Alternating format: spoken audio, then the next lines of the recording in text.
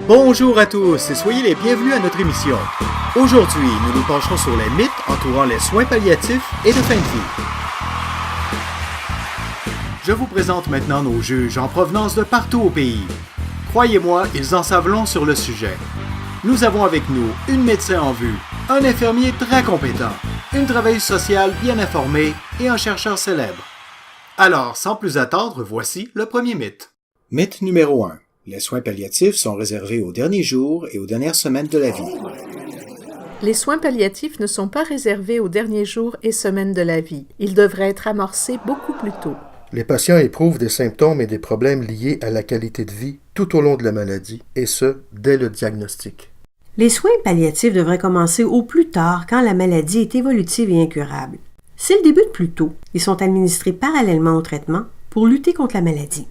La recherche démontre que le fait de commencer plus tôt les soins palliatifs, sans attendre les derniers jours et les dernières semaines, se traduit par une meilleure qualité de vie tout en réduisant la dépression et l'anxiété. Dans certains cas, on observe même une espérance de vie plus longue. Les soins palliatifs devraient commencer tôt, lorsqu'une maladie grave et mortelle est diagnostiquée. Voilà qui est tout à fait logique. Notre prochain mythe. La mise en place des soins palliatifs signifie que la mort est proche. Comme nous l'avons vu, les soins palliatifs ne sont pas réservés à la fin de vie. Beaucoup de personnes bénéficieraient de soins palliatifs longtemps avant d'atteindre la phase terminale. Les soins palliatifs, c'est se concentrer sur l'amélioration de la qualité de vie et amorcer les discussions importantes, peu importe le temps qu'il reste à vivre. Et n'oubliez pas, les soins palliatifs, quand ils sont amorcés plus tôt, peuvent être administrés parallèlement au traitement pour contrer la maladie. Ça suffit, les discours négatifs. Amorcés tôt dans la maladie, ces soins allongent la survie de plusieurs mois, avec une meilleure qualité de vie. Passons à notre prochain mythe. Les soins palliatifs sont amorcés quand aucun traitement actif ne peut plus être offert. En fait, les soins palliatifs sont des soins très actifs. Ils consistent à soulager les symptômes à l'aide d'approches et de médicaments différents, à traiter les complications de la maladie et à faire les bons choix entre les différents traitements et objectifs de soins, sans négliger le soutien psychologique et social et les soins spirituels. Ce sont tous là des traitements actifs. Même si on ne peut pas toujours maîtriser la maladie, reste que l'on a accès à toute une panoplie de soins actifs. Il est donc clair que les soins palliatifs sont, effectivement, des soins actifs. Bien, prochain mythe. Amorcer les soins palliatifs, c'est baisser les bras. Eh bien, tout dépend de ce qu'on entend par « baisser les bras ». Quand on peut encore guérir ou maîtriser la maladie, les soins palliatifs sont administrés en parallèle au traitement curatif.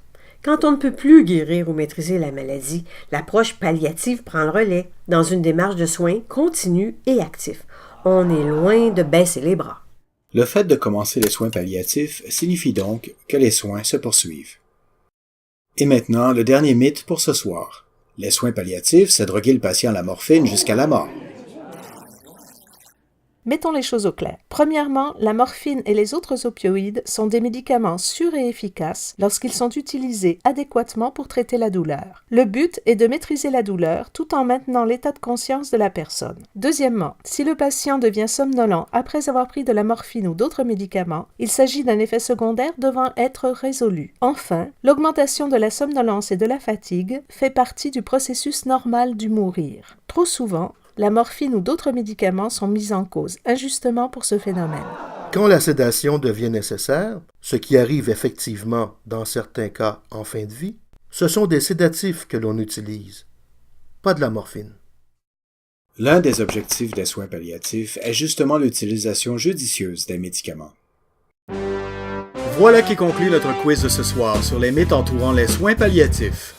Nous vous invitons à vous joindre à nous pour le prochain épisode où nous aborderons 5 autres mythes associés aux soins palliatifs.